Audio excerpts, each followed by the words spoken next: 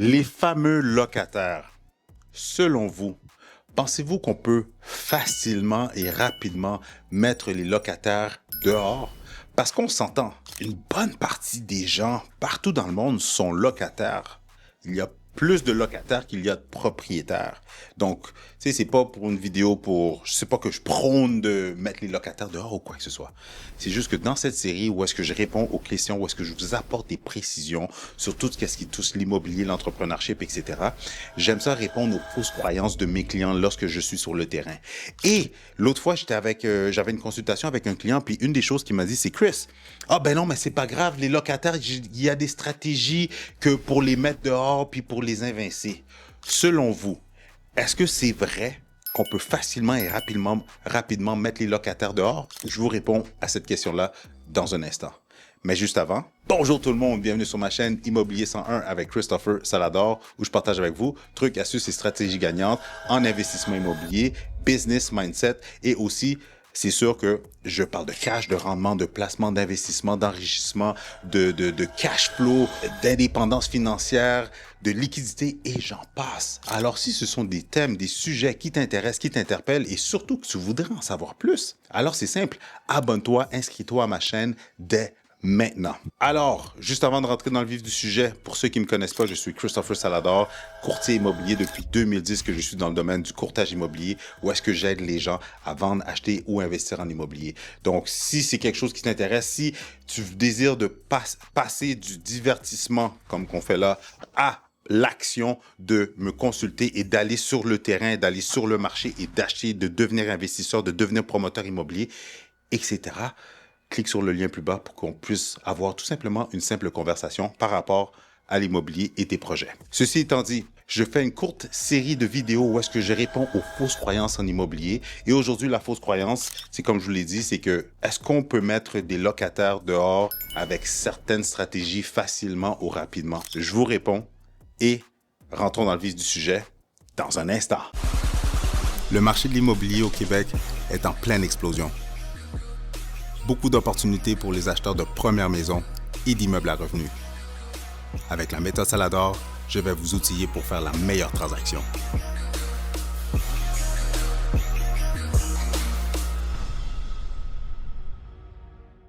Une autre fausse croyance que j'entends avec certains clients qui me contactent, avec qui j'ai des consultations, qui veulent acheter, qui ont suivi des formations en investissement immobilier. Puis pour ça, ça aussi, je fais cette vidéo-là, c'est pour vous apporter certaines précisions sur la réalité du marché. C'est qu'il y en a plusieurs qui m'ont dit « Ah, mais Chris, ils m'envoient des propriétés, on s'échange des propriétés. » Puis, un des points qu'ils vont me dire quand je leur dis que regardez, regarde le cash flow de cette propriété-là, regarde la rentabilité, les loyers sont trop bas, donc c'est vraiment pas intéressant, on passe à la prochaine. Puis une des choses qu'ils vont me dire, c'est « Mais tu sais, Chris, il y a des stratégies qu'on m'a appris pour pouvoir mettre les gens dehors, pour pouvoir mettre les locataires dehors. » Regardez, ça c'est une fausse croyance. Est-ce qu'il y a la possibilité de s'entendre puis de dédommager un locataire si vous voulez qu'il quitte? Certainement. Est-ce qu'il y a la possibilité qu'il peut avoir un roulement naturel dans vos logements, dans vos propriétés à revenus? Ça, oui, définitivement. Puis c'est quelque chose que les gens ne pensent pas. Lorsque vous allez acheter des immeubles, la vie suit son cours. Vos locataires, les gens qui habitent vos propriétés, ils ont une panoplie de choses qui leur arrivent dans leur vie, comme vous, comme moi, comme tout le monde, qui fait en sorte que ça se peut qu'ils vont vous annoncer que. Et, en passant, est-ce que c'est correct avec toi si je quitte, si je libère mon logement? Puis boum, il y a toujours un roulement naturel. OK? Ça, il faut, rappelez-vous toujours de ça. Par contre, ce n'est pas nécessairement vrai qu'on peut mettre les locataires comme qu'on veut dehors. OK?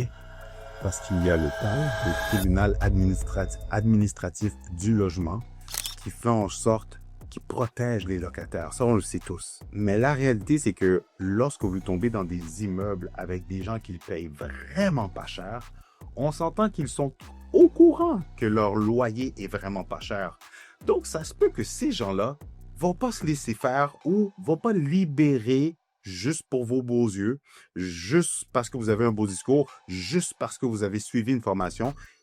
Il y a des fortes chances qu'ils vont pas vous libérer l'appartement facilement ou rapidement ou au moment que vous le voulez. Et Si c'est le cas, c'est là que vous allez frapper un mur. C'est là que vous pouvez vous mettre les pieds dans les plats, dans le sens que vous avez acheté une propriété, que vous n'avez pas de porte de sortie.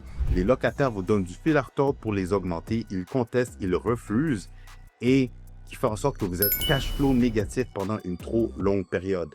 Et que si de votre côté personnel, il vous arrive des trucs, des bad luck, des bad trips, la voiture qui lâche, une perte d'emploi, votre conjointe, invalidité ou quoi que ce soit, un parent, n'importe quoi, et que financièrement, vous avez un impact négatif, en plus d'avoir une propriété que vous injectez de l'argent parce que vous êtes cash flow négatif, c'est là que ça va aller mal. Donc, ne pensez pas que c'est aussi facile que ça d'investir les locataires, ou plutôt, ne pensez pas que ça se fait du jour au lendemain, que ça peut se faire rapidement. Est-ce que ça peut se faire? Oui, certainement. Mais dites-vous que ces gens-là, c'est leur chez-soi. On deal avec des humains. Regardez, la rénoviction, là, c'est interdit. Juste pour vous montrer un exemple, j'ai lu dans les journaux, il y a une annonce qui a passé, là, c'est une de mes clientes qui me l'a envoyé, quelqu'un qui a acheté dans le secteur de Longueuil et qui a mangé une amende de 25 ou 30 000 $ parce qu'il a fait de la rénoviction. Et dans les journaux, ils expliquent comme quoi que c'était une personne âgée de, je pense, 80-85 ans, qui était là, qui payait vraiment un loyer à prix modique, que le propriétaire lui a pas rendu la vie facile. Et il lui a donné l'excuse que c'était pour sa mère qu'il allait habiter. La personne a quitté de peine et misère. La personne a fait ses suivis pour s'assurer est-ce que c'était vrai. Elle a réalisé que le propriétaire avait rénové l'appartement et qu'il l'avait loué le double du prix. Donc, elle l'a amené au TAL et elle a gagné. Donc, regardez, ce n'est pas aussi facile qu'on le pense. Ce n'est pas aussi rapide qu'on le pense, qu'on peut louer ou faire qu'est-ce qu'on veut avec les locataires. Rappelez-vous de ça. Et aussi, parenthèse, lorsque les personnes âgées de 70 ans et plus de 10 ans dans un logement, je vous le dis tout de suite, c'est impossible de les mettre dehors. Vous n'allez pas pouvoir les mettre dehors. S'ils veulent mourir dans l'appartement, ils vont pouvoir mourir dans l'appartement. OK? Ce sont des personnes de certain âge, ce sont des personnes âgées. Donc, et justement, s'ils sont autonomes et ils ne veulent pas aller dans une maison de retraite, ils sont protégés. Alors, dites-vous que si vous avez des cas comme ça, d'un immeuble qui vous intéresse et que vous voyez qu'il y a une personne âgée de plus de 70 ans et plus, que ça fait plus de 10 ans, pensez-y à 2 fois parce que vous allez être pris avec cette personne-là jusqu'à ce qu'elle décède. Si elle veut rester dans le logement et que sa famille, même sa famille peut travailler avec vous pour lui dire « aimant, et pas, et un tel, viens chez moi ». Si la personne ne veut pas, elle va pouvoir rester là. Il y a certaines façons de pouvoir justement reprendre le logement. Je ne vais pas en parler dans cette vidéo-là, sinon ça va trop s'éterniser, mais faites vos recherches. ChatGPT va pouvoir vous aider. Qu'est-ce que vous en pensez de ma réponse? Est-ce que ça vous a apporté la précision que vous recherchez? Est-ce que vous étiez plusieurs à penser de la même façon? Écrivez-moi dans les commentaires, mais au-delà de ça, quelles sont les autres fausses croyances, pensées préconçues, idées que vous avez par rapport à quelque chose qui touche l'immobilier, l'investissement immobilier, être propriétaire, peu importe. Dites-moi-le dans les commentaires, je vais essayer de vous répondre au meilleur de mes connaissances. Après 14 ans quand même, quasiment 15 ans d'expérience dans le domaine, je vais essayer de vous répondre du mieux que je peux. Sinon, je vais aller chercher la réponse. Je vais aller demander à des professionnels pour venir vous donner, vous apporter la précision que vous recherchez. Pendant que vous êtes là, aimez cette vidéo-là, partagez-la, inscrivez-vous à ma chaîne si ce n'est pas déjà fait. Et si vous désirez avoir d'autres vidéos ou de stratégies gagnantes en immobilier, je vous suggère de regarder une de ces 2 vidéos-là.